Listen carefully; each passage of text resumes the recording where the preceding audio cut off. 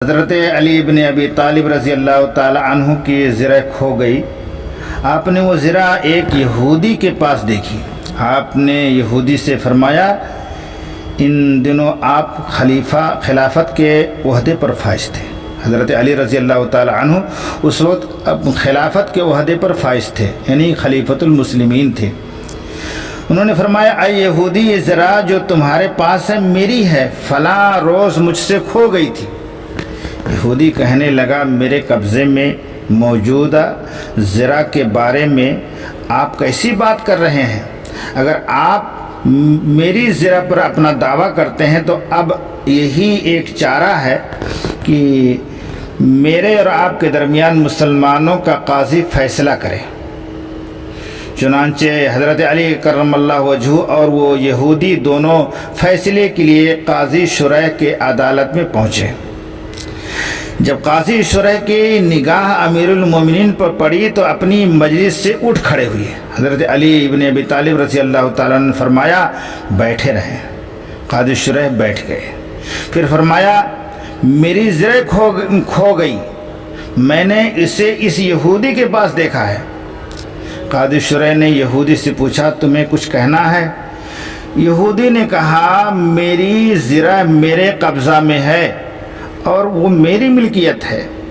قاضی شریح نے زرہ دیکھی اور یوں گویا ہوئی، اللہ کی قسم اے امیر المومنین، آپ کا دعویٰ بالکل سچ ہے، یہ آپ ہی کی زرہ ہے، لیکن قانون کے مطابق آپ کے لیے گواہ پیش کرنا واجب ہے۔ حضرت علی کرم اللہ وجہہ نے بطور گواہ اپنے غلام قمبر کو پیش کیا۔ اس نے آپ کے حق میں گواہی دی۔ پھر آپ نے حضرت حسن اور حضرت حسین کو عدالت میں پیش کیا۔ ان دونوں نے بھی آپ کے حق میں گواہی دی۔ قاضی شریح نے کہا، آپ کے غلام کی گواہی تو میں قبول کرتا ہوں، لیکن ایک گواہ مزید درکار ہے اور آپ کے دونوں صاحبزادے میں سے کسی کی گواہی قبول نہیں کر سکتا۔ پھر حضرت علی رضی اللہ تعالیٰ عنہ نے کہا، قسم خدا کی، میں نے حضرت عمر رضی اللہ تعالیٰ عنہ کو رسول اللہ صلی اللہ علیہ وسلم کی حدیث بیان کرتے ہوئے فرمایا، ان الحسن والحسین سید شباب اہل الجنہ، کہ حسن اور حسین نوجوانان اہل جنت کے سردار ہیں۔ قاضی شریح نے کہا، اللہ کی قسم، یہ بالکل حق ہے۔ حضرت علی رضی اللہ تعالیٰ نے فرمایا، پھر آپ نوجوانان اہل جنت کے سرداروں کی گواہی کیوں قبول نہیں کریں گے؟ قاضی شریح نے کہا، یہ دونوں آپ کے صاحبزادے ہیں، باپ کے حق میں بیٹے کی گواہی مقبول نہیں ہے۔ یہ کہہ کر قاضی شریح نے حضرت علی رضی اللہ تعالیٰ عنہ کے خلاف یہودی کے حق میں فیصلہ سنا دیا اور زرہ یہودی کے حوالے کر دی۔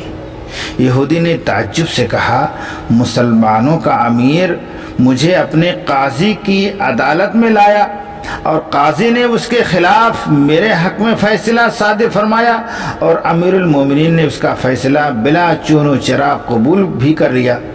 پھر یہودی نے امیر المومنین حضرت علی کرم اللہ وجہہ کی طرف نگاہ اٹھائی اور کہنے لگا، امیر المومنین، آپ کا دعویٰ بالکل سچ ہے، یہ زرہ یقیناً آپ ہی کی ہے۔ فلاں دن یہ آپ سے گر گئی تھی تو میں نے اسے اٹھا لیا، لہٰذا یہ آپ ہی کی ملکیت ہے، آپ لے لیں۔ پھر کلمہ شہادت پڑھا دیں مجھے، اشہد اللہ الہ الا اللہ و اشہد ان محمد رسول اللہ، میں گواہی دیتا ہوں اللہ کے سوا کوئی معبود برحق نہیں، اور میں گواہی دیتا ہوں محمد صلی اللہ علیہ وسلم اللہ کے رسول ہے۔ حضرت علی رضی اللہ تعالیٰ نے فرمایا، میری یہ زرہ بھی اور یہ گھوڑا بھی تمہارا اب ہے۔